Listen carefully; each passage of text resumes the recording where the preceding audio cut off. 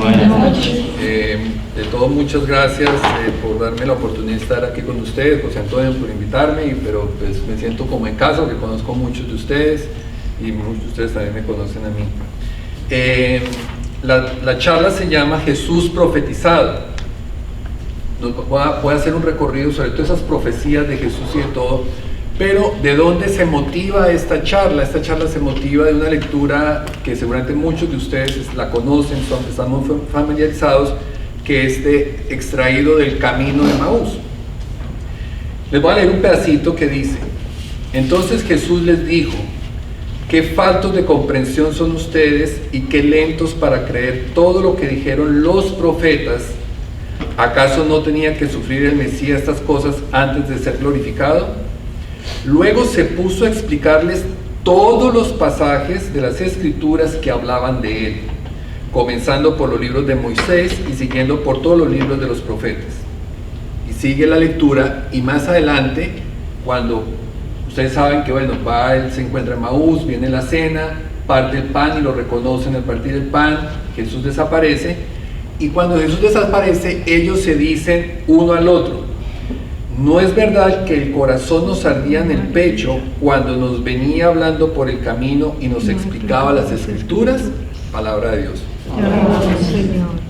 Lo que hoy pretendo con esta charla es explicarles por qué a ellos les ardía el corazón cuando Jesús por el camino les venía explicando las Escrituras. Y tengo la esperanza, ya que estamos hablando de la esperanza, tengo la esperanza que a ustedes les pase lo mismo, que en la medida en que yo vaya avanzando en la charla, el corazón de ustedes vaya ardiendo, porque voy a tratar de hacer el mismo ejercicio que hizo Jesús con esos discípulos, de irles explicando a ellos por qué Él era el Mesías. Recordemos que Jesús dura 3 años con los discípulos, comparte 3 años de su vida. Van juntos a las actividades, cenan juntos, desayunan juntos, habrán días que han tenido recreación y se han ido por allá a pescar, a no sé qué, juntos, habrán echado chistes juntos. Ellos vivieron 3 años juntos. Y en esos 3 años de convivencia, los discípulos con Jesús lo vieron hacer milagros.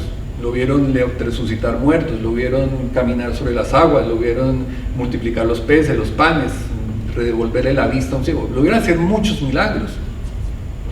Sin embargo, cuando él va camino a su pasión, en esa semana, él tiene una reunión por la noche con sus discípulos, y él les pregunta: ¿quién dice la gente que soy yo? Y recuerden ustedes que le empiezan a decir, unos dicen que tú eres el Bautista, tú eres el profeta, le empieza a decir unas cosas, pero de pronto Pedro, de los 12, solamente uno le dice: tú eres el Mesías. Es decir, que los otros 11, a pesar de todo lo que habían visto, no estaban seguros que él era el Mesías. Ellos dijeron otras cosas, ellos repitieron otras cosas.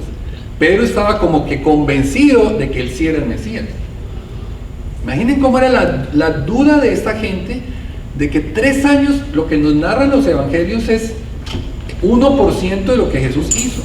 Ellos participaron en ese otro 99%, y aún así tenían sus dudas. Pero cuando él va a su pasión, muere, resucita, y van los discípulos de Emaús con él, ¿cómo lo llaman a Jesús? ¿Cómo se refieren a Jesús? Como un profeta. Ya no el Mesías. Era el Mesías hasta el viernes por la mañana, hasta el jueves, hasta el miércoles por la mañana, era el Mesías. Pero lo matan a Jesús y dicen: no, él no era el Mesías, no, era imposible, ya no. Y por eso ellos van tristes, los caminantes de Emaús van tristes, van desesperados, van todos se sienten defraudados, porque a ese que llamaron Mesías hacía unos días, ya no, le quitaron ese título, porque evidentemente él no era el Mesías, no podía ser el Mesías. ¿Cómo iban al Mesías matarlo como lo mataron y que hubiera pasado lo que pasó? Y se refieren a él como profeta. Por eso Jesús tiene que explicarles a ellos las profecías que hablaban de él, para convolverlos a retomar la esperanza, que vuelvan a ser en ellos esa esperanza, ese gozo, esa alegría de saber que Él sí era el Mesías. Entonces ese es el propósito de la charla, que renazca en nuestros corazones esa alegría. Cuando ustedes oyen la palabra profeta, para la gran mayoría de ustedes, muy seguramente el primer pensamiento que se les viene a la mente es el futuro, ver el futuro, ¿cierto? Porque profeta es el que ve el futuro. Pero realmente, bíblicamente, no es la definición de profeta. Profeta es el que llama a la conversión. Ese es un profeta. En la Biblia, los profetas eran los que llamaban a la conversión, los que llamaban a un cambio, a que cambiaran. Pues Juan el Bautista, un gran profeta también, era el que cambien, arrepiéntanse, cámbiense, conviértanse. Ese es un profeta. Su rol principal era espiritual, era invitarlos a una conversión en el Señor. Ese era su rol principal. Algunas veces los profetas revelaron planes futuros del Señor, o sea, ellos podían hablar y hablaron de cosas que iban a pasar más adelante. Pero ese fue un papel muy secundario de los profetas. El papel principal de los profetas era llamar al cambio, era esa motivación para el cambio. Tuvieron un papel muy importante en la historia de Israel. Comunicaron siempre la palabra de Dios. Esa fue la característica principal de los profetas, comunicaban la palabra de Dios. Otros advirtieron que le iba a pasar a la gente si no hacían caso, si no se convertían. De eso hubo otros profetas. Hubo otros que vieron un poco todo el tema de las guerras, de los premios y los castigos que iban a pasar en el pueblo de Israel según se convirtieran, según obedecieran o según desobedecieran. Hubo tres clases de profecías, digamos. Podemos distinguir tres clases de profecías. Una, que era la que hablaba del pueblo de Israel, de sus amigos y de sus enemigos. Muchas profecías, muchos de los profetas hablaron sobre el pueblo de Israel, sobre la gente que estaba con ellos y todo. Todo gira en torno a esa alianza que hizo Dios con Abraham, ese pacto de Dios con Abraham, de que tú serás una gran nación. ¿Recuerdan? Que Dios le dijo a Abraham, tú serás el padre de una gran nación. Y yo quiero que ustedes se graben eso porque esa frase, yo creo que nosotros no la digerimos en su totalidad. Es difícil, yo reconozco que es muy difícil, porque igual nos pasa con la comunión, ¿no? Yo a veces cuando comulgo, yo digo, tengo a Dios en mi boca, o sea, tengo a Dios en mi boca, eso no me cabe en la cabeza. Y lo mismo pienso que pasó eso con Abraham, que Dios le dijera, tú vas a ser el padre de una gran nación, que a mí se aparezca, que a cualquiera de ustedes se le aparezca a Dios y le diga, tú vas a ser el padre de una gran... Dios, eso uno tiene que sentirse, pues, no, ya estoy en el cielo, ¿cierto? Eso fue lo que sintió Abraham. Y todos los profetas giraron en torno a esa promesa, todas las profecías giraron en torno a esa promesa. Todo lo que los profetas hablaron, dijeron, giraba en torno al cumplimiento de esa promesa que había hecho Dios. Entonces tenemos las profecías que hablaban del pueblo de Israel. Segundo, habían las profecías que hablaban de ese Mesías que iba a existir. Muchos profetas también hablaron del Mesías. Y la tercera clase de profecías fueron esas profecías que hablaban del fin del mundo. Profecías en un lenguaje muy críptico, en un lenguaje muy difícil de entender, que daba para muchísimas interpretaciones, pero hablaron del futuro también. Pero a pesar de eso, si uno lee el Apocalipsis, uno lo puede leer de una manera con terror, pero siempre con una esperanza en la mitad. Siempre hay una esperanza. Si ustedes miran el Apocalipsis al final, capítulo 23, que nos habla de esa nueva ciudad, de esa nueva Jerusalén, de esa ciudad hermosa que se nos promete, siempre, y así pasamos, el profeta Daniel, que también predijo muchas cosas, o vio muchas cosas de ese fin del mundo, de todo, siempre con la esperanza del amor, siempre con la esperanza de esa paz, siempre con la esperanza de la compañía de Dios. Entonces, para poder un poco entender todo el tema de los profetas, yo les voy a hacer a ustedes un viaje rápido del Antiguo Testamento, de todo el Antiguo Testamento, de todo ese pueblo de Israel. ¿Cómo es esa historia rápida de ese pueblo de Israel? Y los voy a ir ubicando ustedes en fechas, para que las fechas nos ayuden un poco a entender eso que Jesús les iba explicando a ellos y por qué tiene esa gran importancia los momentos diferentes en que se hicieron las diferentes profecías. Todo comienza con Abraham, como ustedes lo saben. Los voy a ubicar. Abraham es más o menos el año 1900 antes de Cristo, o sea, 2000 años casi antes de Jesucristo. Abraham existe. Estamos hablando del pueblo de Abraham. Y Abraham tuvo ese encuentro con Dios. ¿Se acuerdan que Dios le dice, tú vas a ser el padre de una gran nación? Tiene ese encuentro que lo motiva a Abraham a hacerle caso a Dios y decirle, ok. Habló con su familia, cogió sus venados, cogió sus ovejas, cogió su gente y les dijo, nos vamos de aquí. Y nos vamos a ir a un lugar que no sé cuál es, pero que el Señor me lo va a indicar. El hombre estaba cómodo con su familia, estaban ya establecidos y todo, pero decide incomodarse y hacerle caso a Dios y decirle, ok, me voy en busca de esa tierra prometida.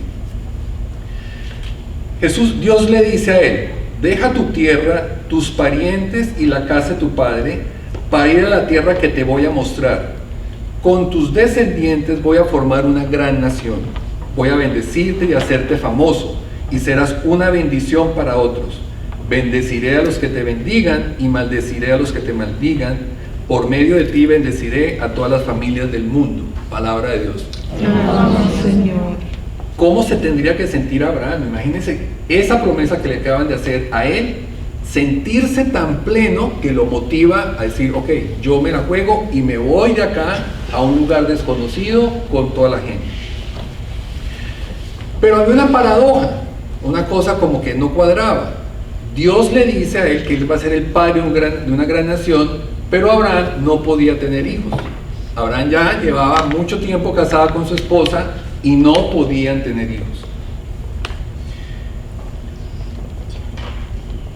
Dios le dice a Abraham más adelante, después de esto el Señor le habló a Abraham en una visión y le dijo, no tengas miedo, Abraham, porque yo soy tu protector, tu recompensa va a ser muy grande.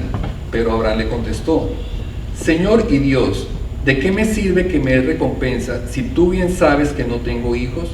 Como no me has dado ningún hijo, el heredero de todo lo que tengo va a ser de Eliezer de Damasco, uno de mis criados. El Señor le contestó, tu heredero va a ser tu propio hijo y no un extraño. Entonces el Señor llevó a Abraham afuera y le dijo, mira bien el cielo y cuenta las estrellas, y si es que puedes contarlas, pues bien, así será el número de tus descendientes. Palabra de Dios. Entonces Abraham se va con esa promesa de que, ok, él dice que yo voy a ser papá, y pasa el tiempo, y pasa el tiempo, y pasa el tiempo, y él obviamente le tuvo que haber contado eso a su esposa, a Sara, ¿no? Le dijo, Sara, fijo, vamos a tener un hijo. Sí, y pues Sara se tuvo que haber puesto muy contenta, porque Sara también te quería tener un hijo. Pero va pasando el tiempo, y va pasando el tiempo, y los años, y nada de nada, y nada de nada.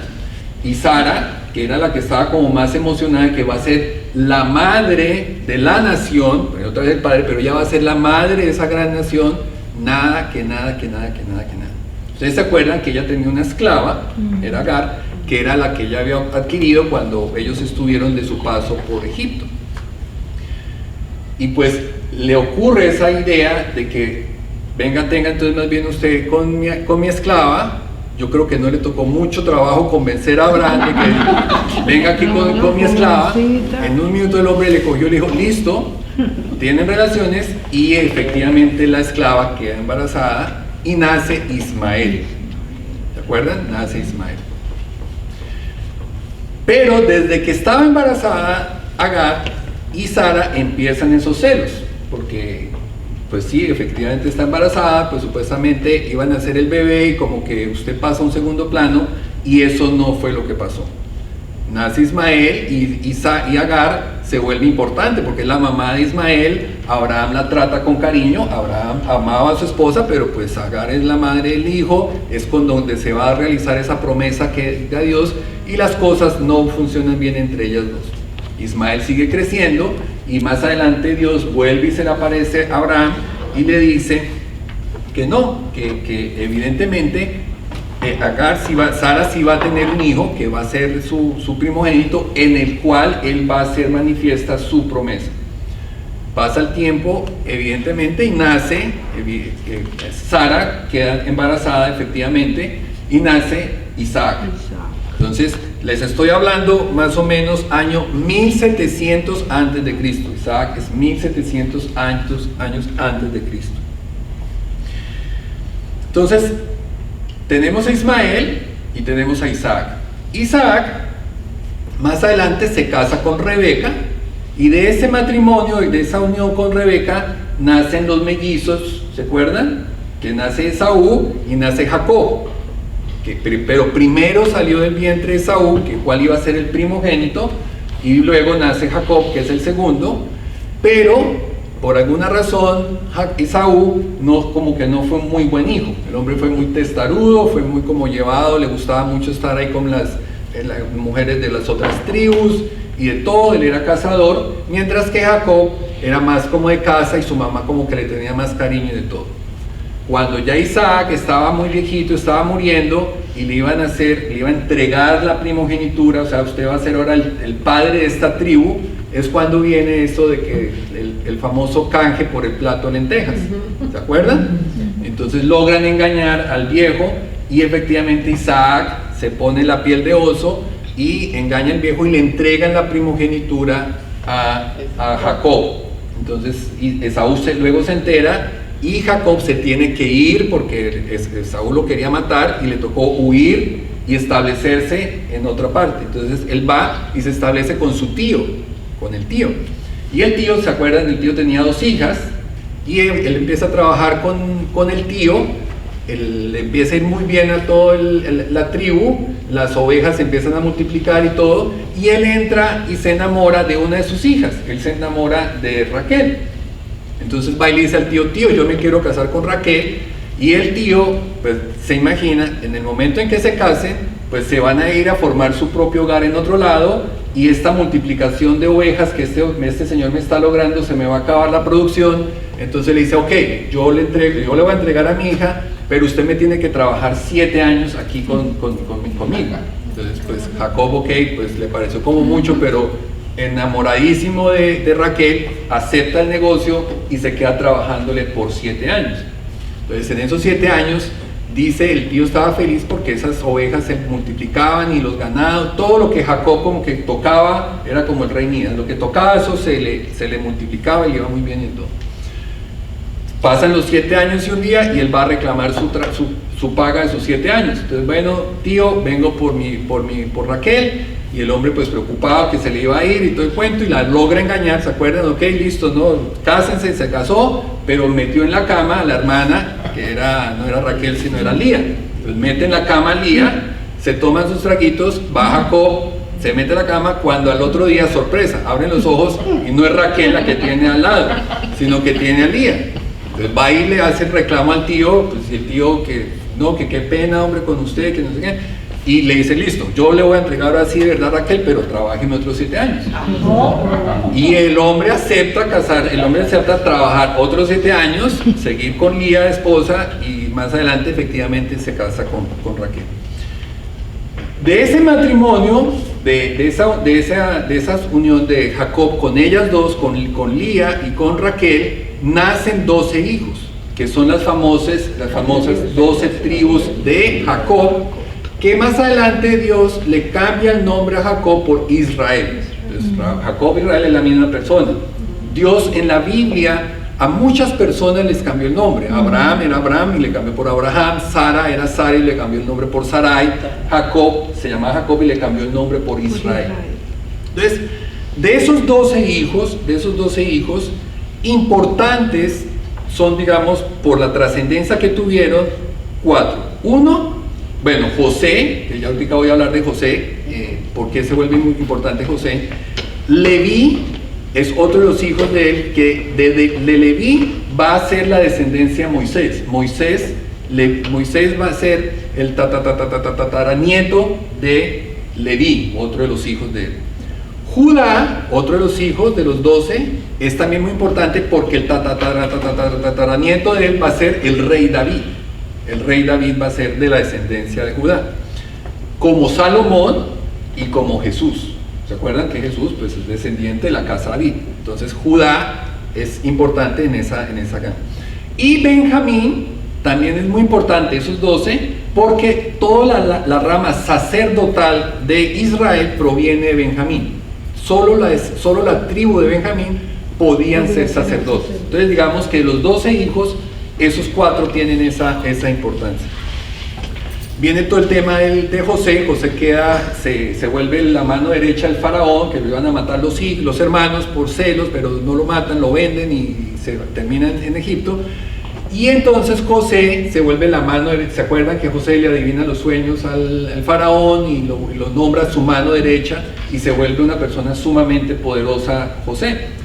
Viene todo el tema de la hambruna y toda la cosa y se reúne otra vez con sus hermanos y bueno. El caso es que entonces la tribu se queda viviendo en Egipto. En la época gloriosa, pues con José, que el hombre era el faraón, pero pues José murió algún día y heredaron y alguien se siguió acordando que ustedes son familia José y los trató bien, pero con el tiempo se les empezó a olvidar que usted era esa gente era descendiente de José, familia José, y pues poco a poco empezaron pues a tratarlos mal. Ellos se siguieron multiplicando y pasaron 400 años y terminan esclavizados. O sea, de esa quedada terminaron multiplicándose la tribu de Israel, formando el pueblo de Jacob, el pueblo de Israel, y esclavizados pues por los egipcios. Año 1400 antes de Cristo viene Moisés, nace Moisés, viene todo el tema del éxodo que ustedes lo saben, lo saca, dura 40 años ahí y se establecen finalmente en la tierra prometida. 300 años después, o sea más o menos año 1000 antes de Cristo, viene en ella el pueblo de Israel, que ya estaba establecido en su tierra prometida, ya llevan ahí como 300 años en la tierra prometida, y dicen ya no queremos más sacerdotes, queremos un rey, ya no queremos más que nos gobiernen los sacerdotes, como ustedes ven los reyes, sino queremos un rey, yo ya quiero un rey. Y es cuando viene el primer rey que tuvieron, que fue Saúl, ¿se acuerdan? Que fue un fiasco el hombre, fue un desastre, Saúl, y lo hereda David. Y David, el rey David, adicional que fue una cosa espectacular de hombre, ustedes se acuerdan toda la historia del rey David, bueno, un conquistador, no sé qué, importantísimo, logra reunir otra vez las tribus que estaban dispersas y las vuelve a reunir en una sola tierra, y la nación se vuelve a ser una gran nación. Esa promesa que le había hecho Dios a Abraham de que tú serás una gran nación, fíjense que no la habían visto. Habían estado esclavizados 400 años por los egipcios, habían tenido que caminar 40 años o sea, Abraham le transmitió a su gente: ustedes son un pueblo privilegiado, ustedes son el pueblo de Dios.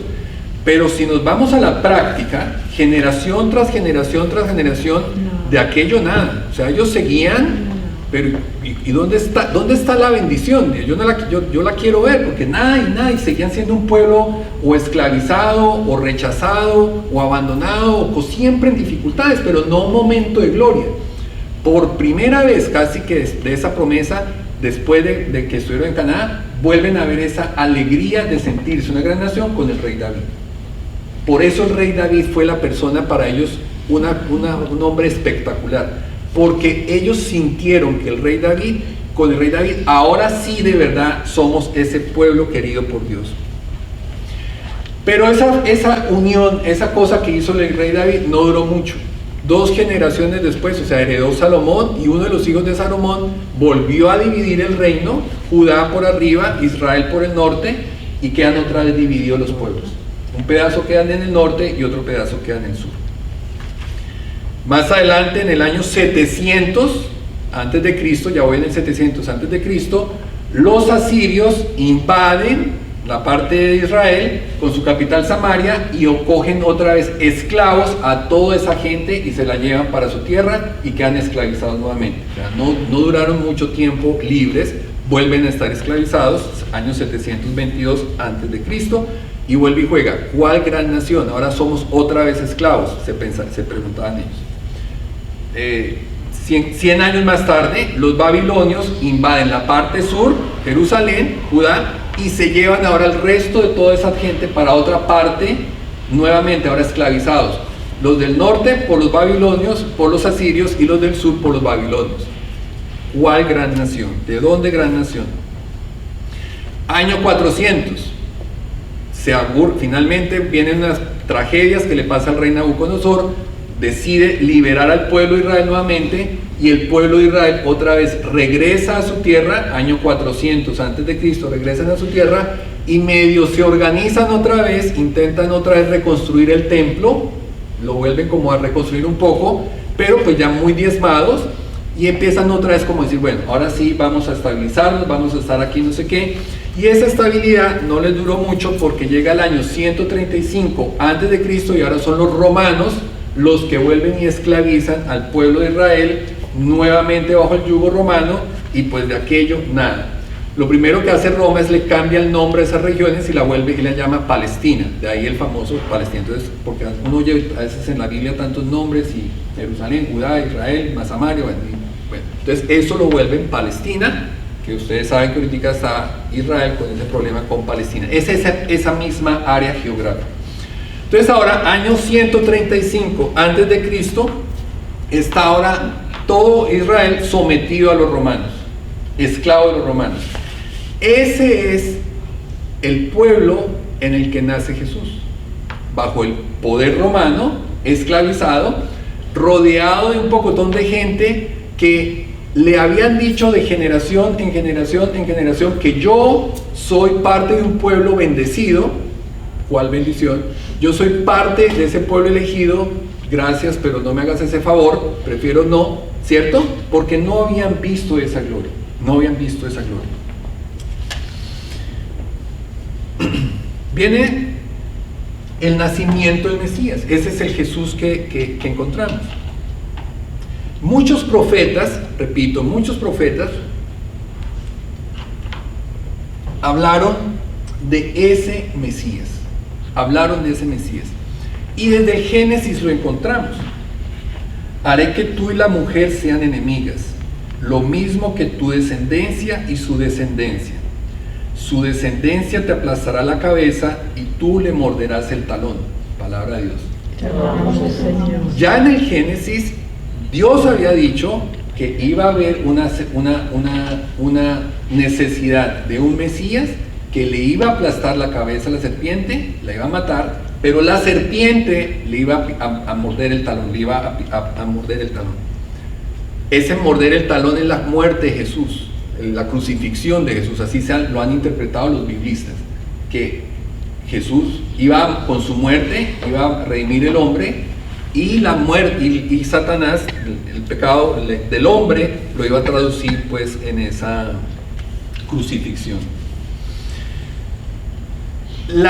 Los profetas incluso habían dicho dónde iba a nacer el Mesías, en dónde iba a nacer el Mesías. En Miqueas dice: en cuanto a ti, Belén Efrata, pequeña entre los clanes de Judá, de ti saldrá un gobernante de Israel que desciende de una familia antigua. El rey se levantará para pastorear a su pueblo, y con el poder y la majestad del Señor su Dios, y ellos podrán vivir en paz, porque el Señor será engrandecido hasta el último rincón de la tierra. Él traerá la paz. Palabra de Dios. Entonces había un profeta, Miqueas es más o menos del año 400 antes de Cristo, o sea 400 años antes. Un profeta dijo en dónde iba a nacer el Mesías. Dijo en Belén. Belén quiere decir casa del pan, la casa del pan.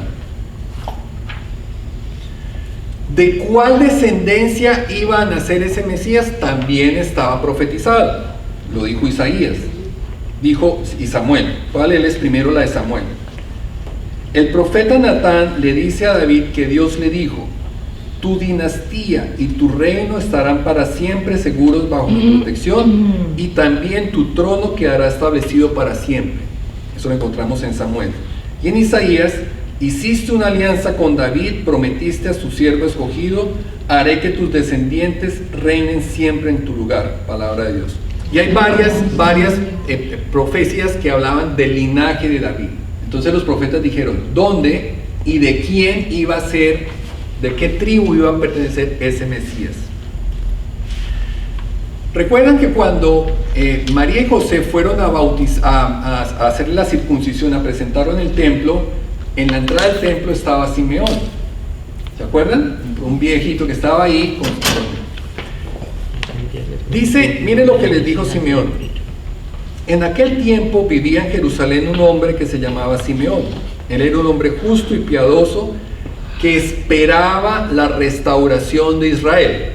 O sea, él estaba, lo que les decía, ¿cuándo va a llegar eso de que finalmente nosotros seremos esa gran nación? ¿Cuándo nosotros vamos a ser esa nación bendecida que se nos había dicho y nos habían dicho y nos habían dicho? Entonces Simeón esperaba la restauración de Israel, o sea, que Israel volviera a ser como en la época del rey David, una gran nación con un rey fuerte, poderoso, luchador. Mató a Goliat, al gigante Goliat. David era chiquito y mató a ese gigantón con las ondas, ¿se acuerdan? Un gran luchador, un gran guerrero. El Espíritu Santo estaba con Simeón y le había hecho saber que no moriría sin ver antes al Mesías, a quien el Señor enviaría. Y bueno, y ahí sigue. Simeón está expresándolo claramente. Yo pertenezco a la gente que estoy esperando finalmente a que se restablezca la restauración de Israel, que Israel vuelva a tener su estatus, que vuelva a ser eso grande y poderoso que se nos ha dicho, que se nos ha prometido. Pero los profetas también habían dicho que ese Mesías, que dijo en dónde iban a ser, de qué linaje, no iba a ser una persona cualquiera. Iba a ser una persona muy especial porque iba a ser Dios con nosotros, iba a ser Dios encarnado en hombre. Lo encontramos también en Isaías, dice, pues el Señor mismo les va a dar una señal. La joven está encinta y va a tener un hijo al que pondrán por nombre Emmanuel, palabra de Dios. Emmanuel quiere decir Dios con nosotros, Dios con nosotros quiere decir. Se había profetizado que cuando Herodes mandó a matar a todos los niños, el niño Jesús iba a huir, iba a estarse en Egipto y luego iba a ser llamado otra vez de Egipto, más adelante cuando ya tenía como 10 añitos de edad. Dice en Jeremías es el año más o menos 550, 600 antes de Cristo. Todas estas profecías que les he dicho, la que les acabo de leer, Isaías, hay 3 Isaías, ustedes saben que el Isaías que está en la Biblia no es un solo Isaías el que escribe eso, son 3 Isaías, 3 épocas diferentes del mismo Isaías, 3 Isaías diferentes, pero se juntan en un solo libro que es Isaías. Isaías es del año más o menos 800 al año más o menos 600 antes de Cristo. Coge ese rango. Ese es Isaías. Jeremías es año 400 antes de Cristo más o menos. Dice Jeremías, el Señor dice, se oye una voz en Ramá de alguien que llora amargamente. Es Raquel que llora por sus hijos y no quiere ser consolada porque ya están muertos. Haciendo referencia a la gran matanza que hizo Herodes cuando los Reyes Magos fueron a visitarlo, le dijeron, dígame dónde está para yo ir a adorar. Como no regresaron los Reyes Magos, él mandó a matar a todos los niños menores de 2 años en toda la región. Estaba también profetizado que esa matanza iba a ocurrir. Y más adelante el profeta Oseas dice, cuando el pueblo de Israel era niño, yo lo amaba a aquel que era mi hijo y lo llamé de Egipto, en referencia a que Jesús iba a regresar nuevamente de Egipto, que se iba a decir cuando le dijeron los ángeles, en sueños José supo que ya no había peligro y que podían regresar otra vez a Jerusalén. Entonces vamos con estas profecías, dónde, cómo, qué iba a pasar alrededor y de todo. Voy a hacer un paréntesis aquí, simplemente para recordar una fórmula matemática que de pronto ustedes la recuerdan, la fórmula de las probabilidades. Una probabilidad, si yo tengo una moneda, ¿tiene cara o tiene sello? Entonces la probabilidad de que me caiga cara es 1 en 2, ¿cierto? Porque tengo 2 posibilidades, pero solamente me interesa una. ¿Cuál es la probabilidad de que yo saque la carta as de corazones de una baraja? 1 en 52, ¿cierto? Porque solamente hay un as de corazones y hay 52 cartas en la baraja. Con eso en mente, eso es todo lo que necesitamos saber de probabilidades. Les voy a decir que la probabilidad, por ejemplo, para ganarse el Powerball es 1 en 175 millones. Es decir, yo tengo que comprar 175 millones de power para ganarme el Powerball. Pero pues eso no pasa, entonces, pero esa es la probabilidad, 1 en 175 millones. Ya les voy a decir por qué es importante tener esos numeritos ahí. Voy a imaginarme que en la ciudad de Naples, aquí en Florida, yo voy a calcular la probabilidad de que hoy nazca un niño varón. Entonces, si hoy nacieron 100 niños, de los cuales 60 eran niñas y 40 eran niños, la probabilidad es de 1 en 40, ¿cierto? Que nazca hoy un niño varón, ¿cierto? Porque nacieron 40. Esa probabilidad es fácil. Pero si yo les dijera, ok, ¿cuál es la probabilidad de que nazca un niño varón, pero que su mamá se llame Teresa? Ya no será 1 en 40, ¿cierto? Porque esas 40 mamás que dieron a luz un hijo, una se llamaba Rosa, la otra se llamaba Claudia, la otra se llamaba Patricia. Una de pronto se llamaba Teresa. Entonces ya no es 1 en 40, ahora ya el número va a ser un poco más grande, ¿no es cierto? Pero si yo le digo, ok, que nazca un niño en Naples, que su mamá se llame Teresa, pero que su papá se llame Roberto. Bueno, entonces ahora la probabilidad empieza a ser cada vez más difícil, ¿cierto? Y si yo le voy agregando condiciones y condiciones a esa probabilidad, el número se me empieza a alargar.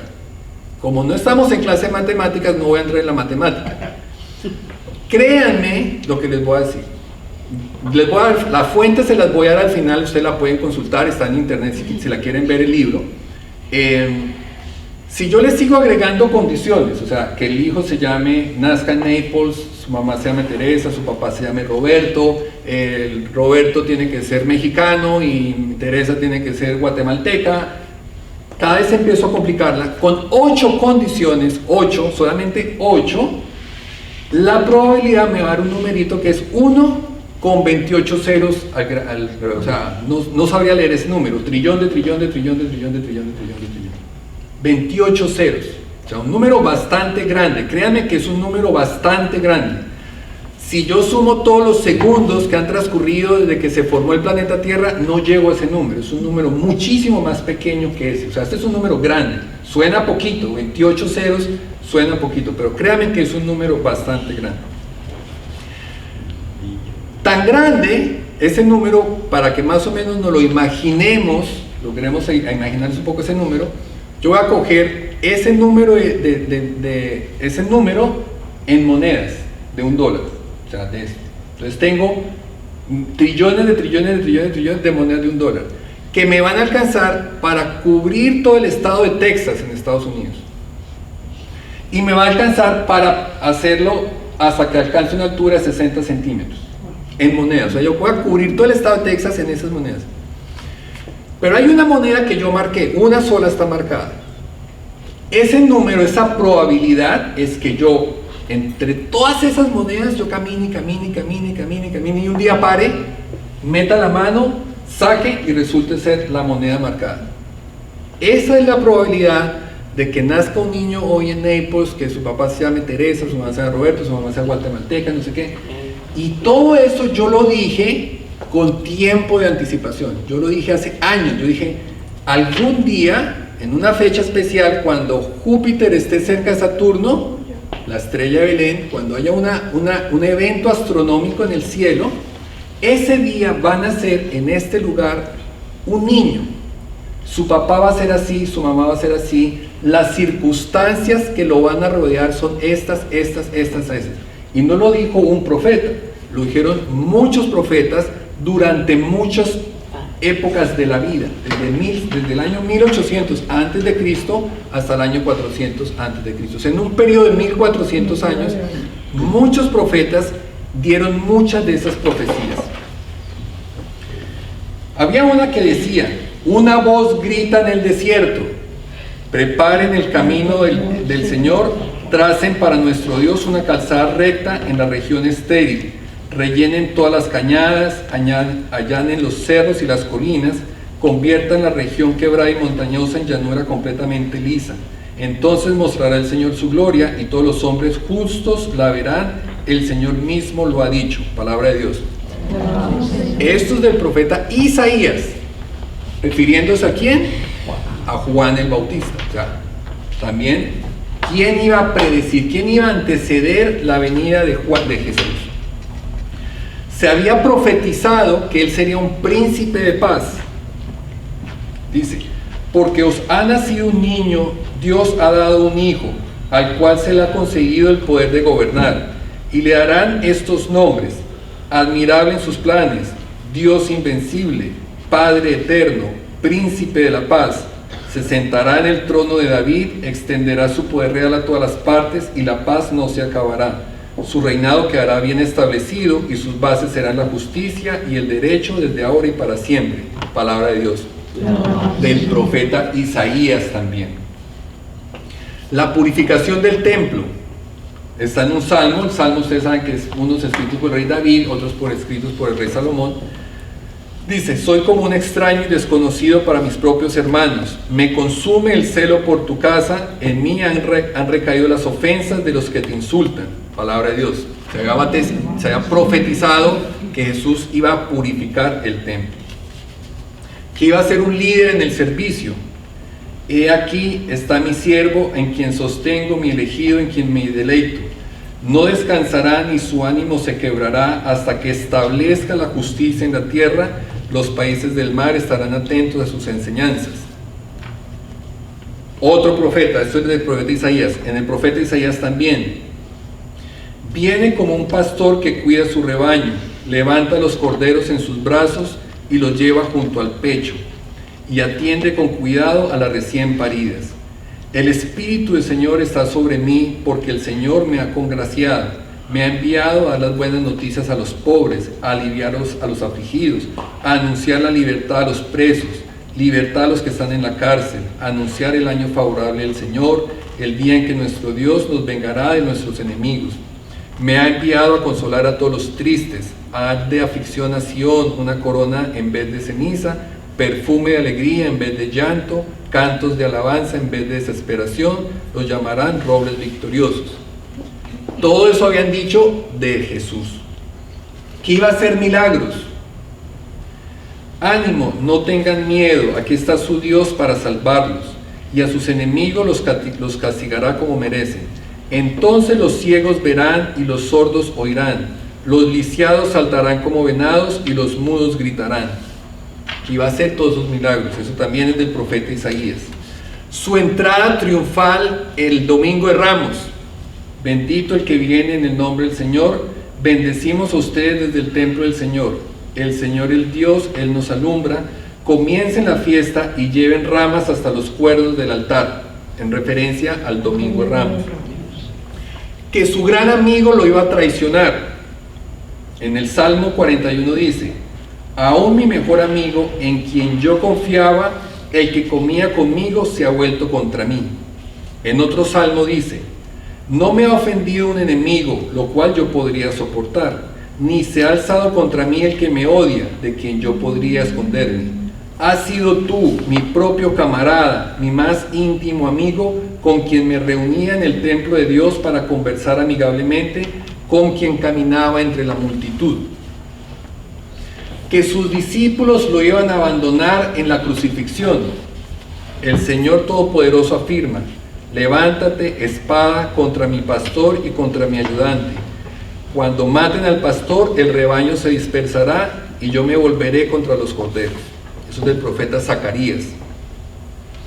Que él no iba a abrir su boca cuando lo estuvieran condenando. Fue maltratado, pero se sometió humildemente y ni siquiera abrió la boca. Lo llevaron como cordero al matadero y él se quedó callado sin abrir la boca, como una oveja cuando la trasquilan. Que iba a ser un siervo sufriente, también lo dice Isaías. Así como muchos se asombraron de él al ver su semblante tan desfigurado que había perdido toda apariencia humana. Más adelante dice: se lo llevaron injustamente y no hubo quien lo defendiera. Nadie se preocupó de su destino. Lo arrancaron de esta tierra, le dieron muerte por los pecados de mi pueblo. Lo enterraron al lado de hombres malvados, lo sepultaron con gente perversa, aunque nunca cometió ningún crimen, ni hubo engaño en su boca. En un salmo, eso era el profeta Isaías, en un salmo, rey David o el rey Salomón dice: en mi comida pusieron veneno y cuando tuve sed me dieron a beber vinagre. ¿Se acuerdan que Jesús en la lanza le clavan para darle vinagre? Llenaré de espíritu de bondad y oración a los descendientes de David y a los habitantes de Jerusalén. Entonces mirarán al que traspasaron y harán duelo y llorarán por él como por la muerte del hijo único o del hijo mayor. La crucifixión había sido profetizada, que iba a morir en la cruz. Como perros, una bandada de malvados me han rodeado por completo. Me han desgarrado las manos y los pies. Puedo contarme los huesos. Mis enemigos no me quitan la vista de encima. Se han repartido mi ropa entre sí y sobre ella echan suertes. Este es de un salmo, eso está en un salmo. Su resurrección estaba profetizada también está en un salmo. Todo mi ser vivirá confiadamente, pues no me dejarás en el sepulcro, no abandonarás en la fosa a tu amigo fiel, me mostrarás el camino de la vida, hay gran alegría en tu presencia, hay dicha eterna junto a ti.